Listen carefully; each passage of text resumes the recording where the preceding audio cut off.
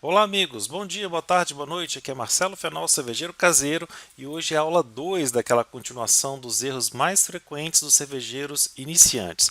Vamos lá? Na aula 1 eu já falei sobre elaboração da receita e hoje a gente vai falar sobre setup de equipamentos, ok?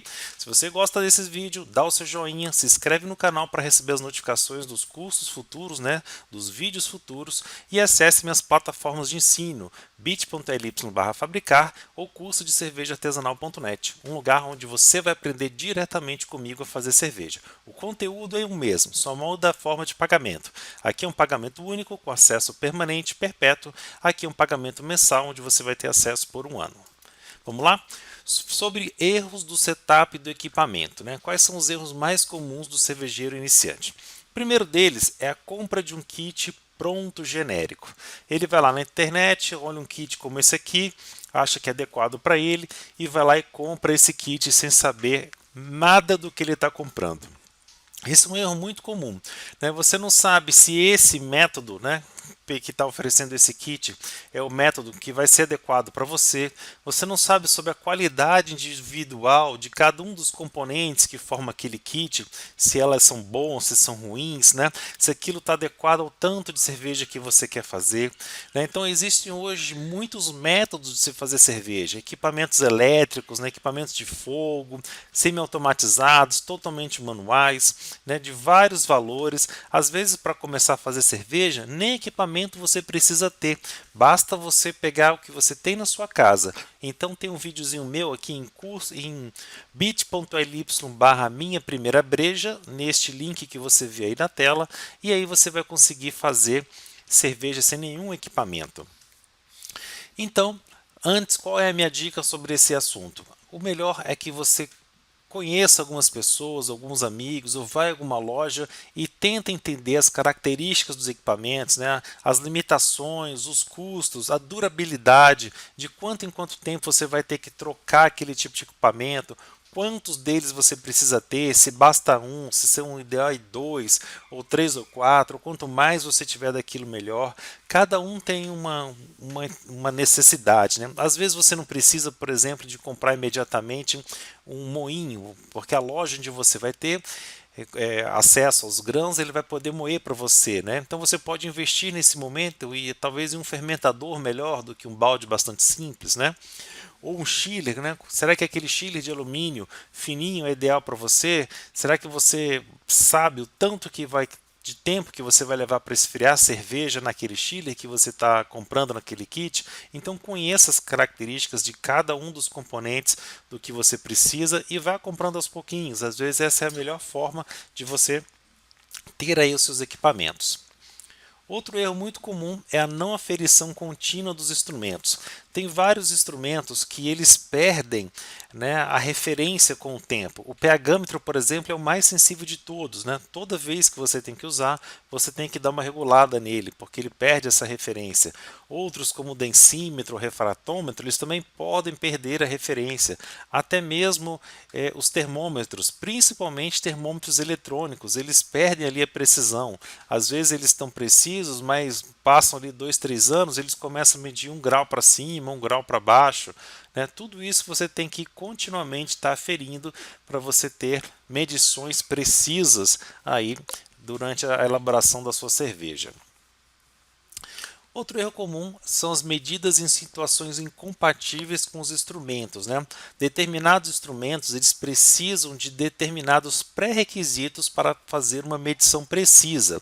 Por exemplo, o densímetro ele só funciona corretamente quando a temperatura está ali em 20 graus centígrados. Se a temperatura do mosto ou da cerveja não estiver em 20 graus centígrados, ou você vai precisar adequar a temperatura do mosto para o quanto que ele está medindo, ou vai ter que usar uma tabela de ajuste em relação à leitura. Aquela leitura vai estar errada para aquela temperatura e você vai precisar ajustar de acordo com a leitura a medida correta.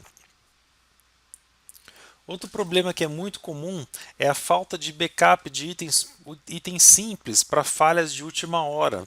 né? Você compra ali o teu kit e não tem, por exemplo, uma braçadeira a mais, uma torneira sobressalente, um anel de borracha, que são coisas que quebram, falham, vazam com muita frequência e aí pode atrapalhar toda a sua abraçagem por conta da falta às vezes de um simples anel de borracha, né? Então tenham sobressalentes para essas coisas, essas peças que falham muito, que estragam muito.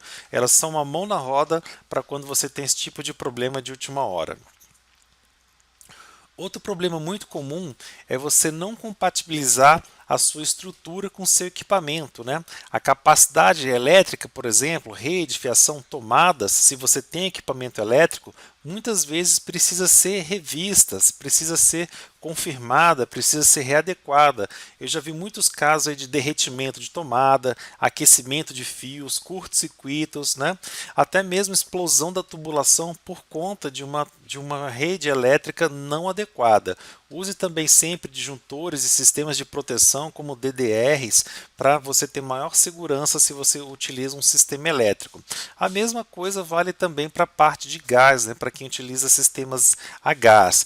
Então uma delas, um erro muito comum é a formação extremamente tóxica do monóxido de carbono. Isso acontece, por exemplo, quando a panela está muito próxima, ali a panela é muito larga e ela está muito próxima da boca do fogo e começa a deixar aquele fundo da panela preto, né? Então, se o fundo da tua panela está preto, se a tua chama está avermelhada, provavelmente ele está emitindo monóxido de carbono, que ele não tem cheiro nenhum, é extremamente tóxico e você pode realmente até morrer por conta disso. Então, procure não só ter o cuidado de ter uma altura adequada da panela em relação ao fogo, ter a certeza que está produzindo aquela chama azulada, que é a chama segura, e que você também está num ambiente com a ventilação adequada e com sistemas de proteção de incêndio, caso eventualmente aconteça alguma coisa, né? Tenha também sempre acesso a interruptores para você desligar o teu sistema elétrico ou controle do gás, né, para você também poder em um outro ponto que não seja seu fogão conseguir cortar a alimentação do gás no caso de um eventual incêndio, ok? Parte de limpeza, secagem, água residual, ferrugem e oxidação também são problemas muito comuns do cervejeiro iniciante, né? Nós temos que limpar o nosso equipamento antes e depois do uso.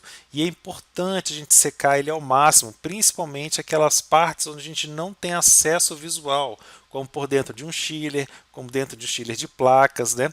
Ali, se ficar água residual, é bem provável que possa dar mofo ou até mesmo formação de ferrugem e oxidação. Então, nesses equipamentos onde você não tem o acesso visual, às vezes vale a pena você passar um álcool 96, né, um álcool com menos quantidade, com a menor quantidade de água possível, né, menos quantidade de água possível, passar esse álcool 96, drenar e deixar só o residual do álcool ali para uma eventual proteção, ok? Se você tiver um ar comprimido e também puder passar esse ar comprimido para terminar de retirar todo o resíduo líquido ali de dentro, também vai ajudar bastante. Outro problema muito comum é o excesso de conexões, né, versus contaminação. Quanto mais conexões tem no nosso sistema, maior é o número de pontos onde pode acontecer a contaminação, onde pode ficar um tipo de resíduo que você não consegue ver e não consegue limpar. Então evite o excesso de tubulações, né, de conexões. Por exemplo, às vezes você quer fazer via tubulação rígida e aí você tem que fazer diversos emendas em tubulações, né? E isso vai criar pontos ali internos onde pode ocorrer a contaminação. Tente, por exemplo, substituir isso por mangueiras, onde você vai conseguir fazer as curvas sem precisar de tubulações. Por último, é a falta de conhecimento da limpeza química que o cervejeiro iniciante muitas vezes tem. Ele só conhece aquela limpeza física, onde a gente pega sabão e esfrega ali em um determinado lugar. Mas para os equipamentos cervejeiros, principalmente esses que têm tubulações, que têm locais onde a gente não enxerga sujeira, é muito importante a gente fazer uma limpeza química, né? Que são jogar ali os compostos de limpeza que vão atingir aqueles pontos onde a gente não está vendo a sujeira e conseguir realmente tirar toda aquela sujeira e aí sim matar um eventual contaminante que possa estar lá escondido, ok?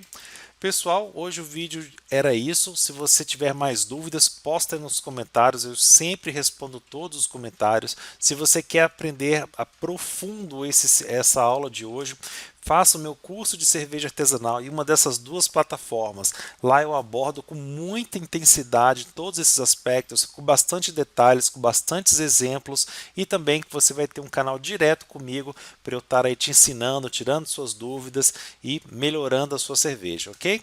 Um forte abraço, até a próxima. Não esqueça de dar o seu joinha e assinar para receber a notificação do nosso próximo vídeo. Fiquem com Deus!